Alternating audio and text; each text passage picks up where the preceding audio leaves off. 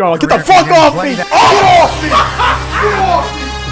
Someone's coming towards me. I'm grabbing his skull and I'm throwing you. It's me, how fuck nigga.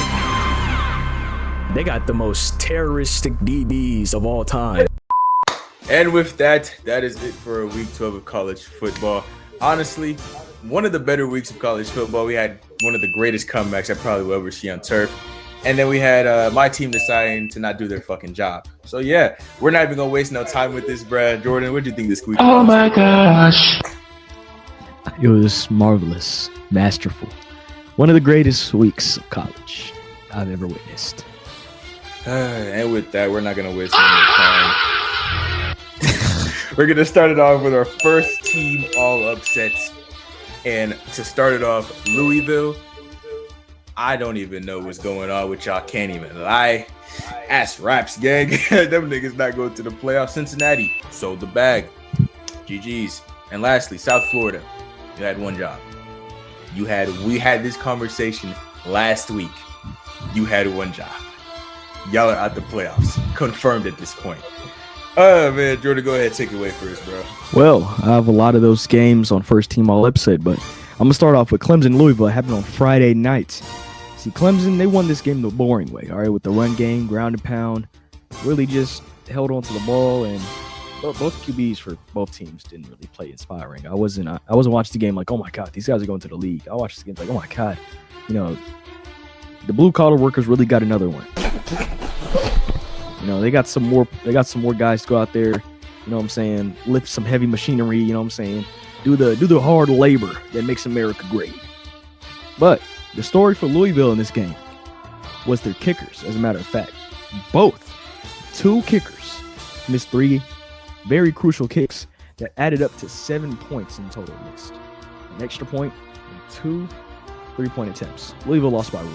This game was very easily winnable for Louisville, but as we all know, the ACC is the ACC, and nobody wins in the ACC. Oh man, speaking of kickers, I got a great segment for a kicker in the next couple minutes here. Oregon versus Minnesota, bro. We're not gonna waste no time. Belt to ass. I quite literally, there's nothing positive to say about this game for Minnesota, bro. Straight belt to ass for Minnesota, bro. Oregon gets the job done. Not surprising to anybody whatsoever. Speaking of another unsurprising ending that really means a lot for the playoff picture, University of North Texas and UAB, man. The University of North Texas has been on a hot streak, especially after that horrendous loss to USF. We were in person to see. Now they decided that was the one game they were going to play like ass, because they go out to UAB, man, and Caleb Hawkins. This guy's a true freshman, by the way. Just want to make sure that was clear. True freshman Caleb Hawkins, 210 yards on the ground and 5 touchdowns. Another legendary. This is like his 4th or 5th game with like 3 more touchdowns rushing. Really legendary. I don't know. This kid's going to be something special. He's probably going to transfer out anyway. So, you know, UNT, hey, love him while you have him. But the UNT defense, once again, wreck shit. They have a wreck shit type of defense. That's what they do. They force turnovers. But that's not really what we're here about, all right? This is not a surprise to anybody that UNT beat UAB. Really, they're just sitting to see what happens in the USF and Navy game. Man, speaking of absolutely no surprise, Pittsburgh versus Notre Dame. You see, this game was so bad, my frontal lobe is starting to tweak out right now. Aaron Donald could not go out there and save Pittsburgh from the ass kicking they just got from Notre Dame. I don't know why anybody was shocked. Niggas at college football game, they were talking about Pittsburgh is going to come in and no, just no. Jeremiah Love literally spin moved y'all niggas out of any hopes of whatsoever making the playoffs. Aaron Donald, bro, go ahead, call Dan Marino. Y'all got to suit up for Pittsburgh because them boys just got fried. But yeah, that's literally it, bro. Notre Dame just put belt to ass on Pittsburgh and Pittsburgh. GG's, boy. Back into the G5 conversation, man. The game that UNT was waiting for the ending of. Man, Navy and South Florida. Now, both teams played UNT in the past. Navy lost. South Florida won. South Florida was given one mission, and that was simply to win out for the rest of the year. As long as they just kept winning, kept their foot on the gas, they'd be in the playoffs and receive their ass whooping from either Georgia or Alabama. It really doesn't matter which one you're going to get your ass whooped. But they decided to go out there and not do that. The name of the game was time possession, which Navy dominated. as we know. Now, I'm not going to sit up here and say the Navy defense went out there and showed up. 1,000+ yards were combined from both teams. Both teams' quarterbacks had decent games. Both teams' offenses really were humming. The problem is Navy was just humming more, and Navy started humming faster. South Florida takes their 3rd loss of the season, and yes, they are out of playoff contention unless some miracle of God happens for them. That G5 spot looks like it's UNT's to lose now. Walk-on quarterback Drew Mestamaker has a chance to go do something legendary and get his ass spanked by an SEC team to give them basically give them a bye week. Man, and speaking of teams that were going out here getting spanked, Michigan versus Northwestern. Michigan, your offense played absolutely fucking god-awful. The fact you ain't lose this game by 40+ is a miracle in and of itself, because 5 turnovers is nasty. Northwestern quite literally did everything they could to put themselves in the position to win this game. Sadly, kickers exist, and kickers decide to make field goals. Unlike some kickers, but kickers decide to make field goals, man. And Michigan is able to crawl out with the W out of Northwestern after getting beat the fuck up for 4 straight quarters, man. Michigan's offense needs to discover something. They need to discover throwing the football. They need to do something, man. Because this is no longer even a funny matter. This offense is way too one-dimensional. Legitimately way too one-dimensional. That's all I got to say about this one. I mean, to be fair to them, they are a defensive center team. You know, they're known for having very shitty offenses, even if they win the national championship. JJ McCarthy's a testament to that. Oh my God. But anyway, speaking of shitty offenses and quarterbacks putting teams on their back, let's go down to College Station, man. A&M Aggies hosted South Carolina, the Gamecocks, man. And Lenore Sellers and South Carolina were humming this game. They came out and they took a 27-point lead. They went up 30-3, and it seemed like that Texas A&M had not only squandered their playoff opportunities, but they probably just shit kicked Marcel Reed's Heisman right there. But of course, I told you in text while they were down by 27. Marcel Reeves is going to find a way to come back. This is how Heismans are made. This is how championship teams are made. Down by 27. How do you respond? They was calling you ass, 10. How do you respond? And you know how you responded?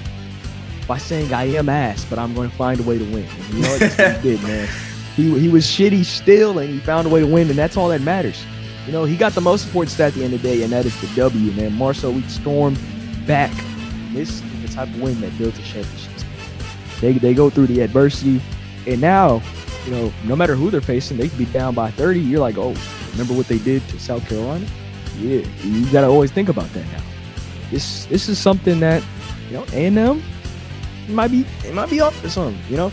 You have to, of course, wait until the SEC championship to see, you know, obviously who they face, whether it's Georgia or Alabama, and whether they win that game. That is very important. But boys in A&M got a little something going on.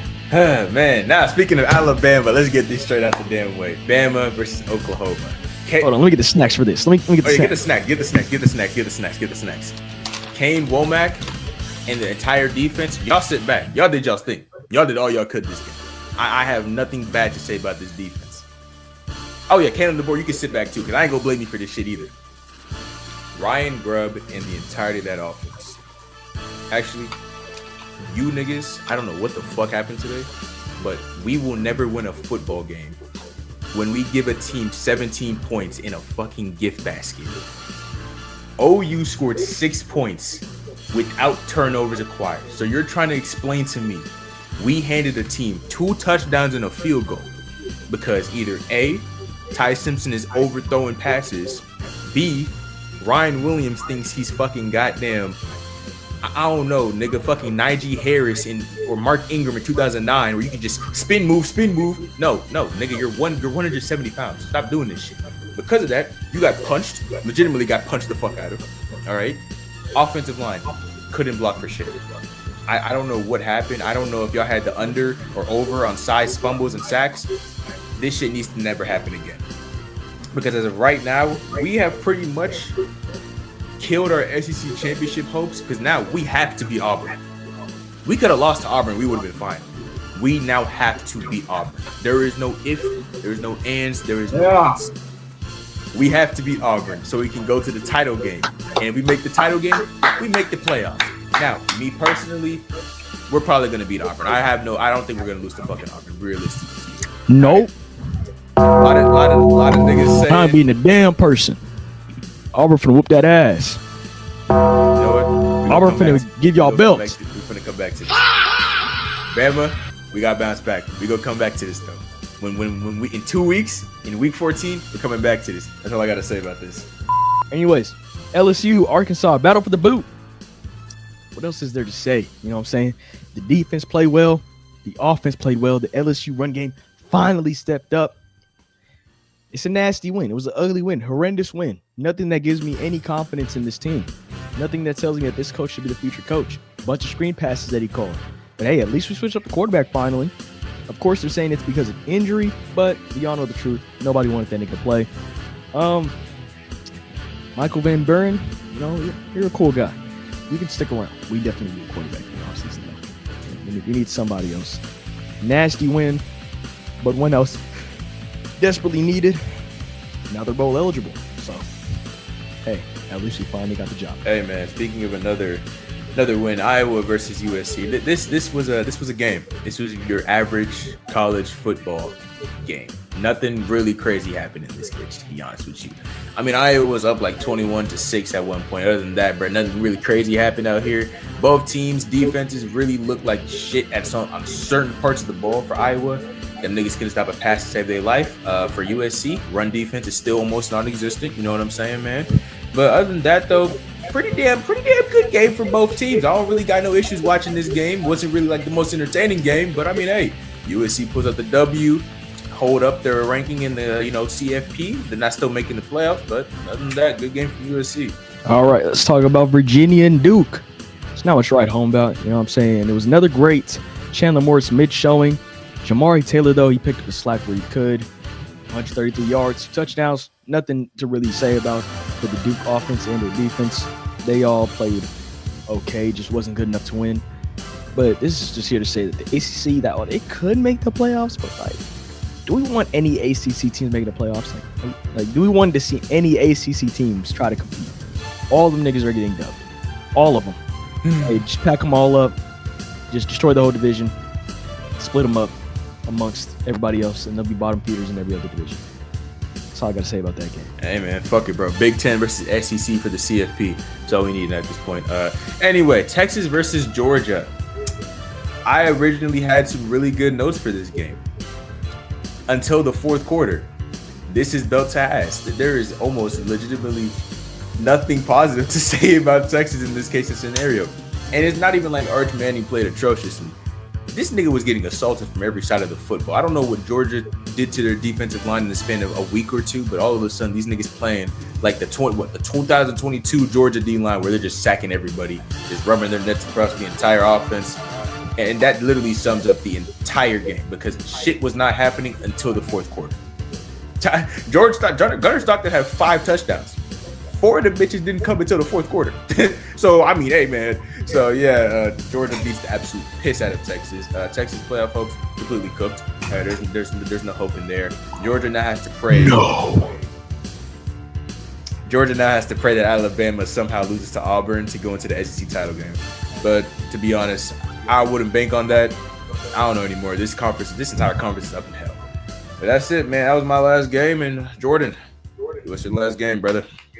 Well, finally, one more belt to ass to round it all off, man. Utah versus Baylor. For the third week in a row, Utah drops 40-plus on the team. And, man, the Baylor defense could not stop a sentence with a period if they had to. Utah, on the other hand, their defense, full of playmakers. They were out there, you know, they're doing whatever they needed to win. I'm not going to say that they're absolutely the world leaders of the league because 28 points still is, that's a lot of points. But really, man, at this point, the only enemy to Utah is Utah. Utah's the only person that get in their own way. That's their problem. They get in their own damn way and they don't win games. If they keep playing like they're playing, I could see a second, maybe even third round appearance. Nothing too ridiculous. but hey, it could do a little something, make a little noise. That is all I have for that game.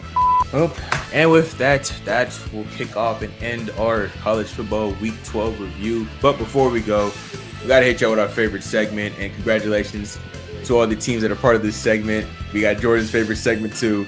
You're going bowling. Jordan, go ahead, take it away. We got 4 teams. 4 teams who are going bowling.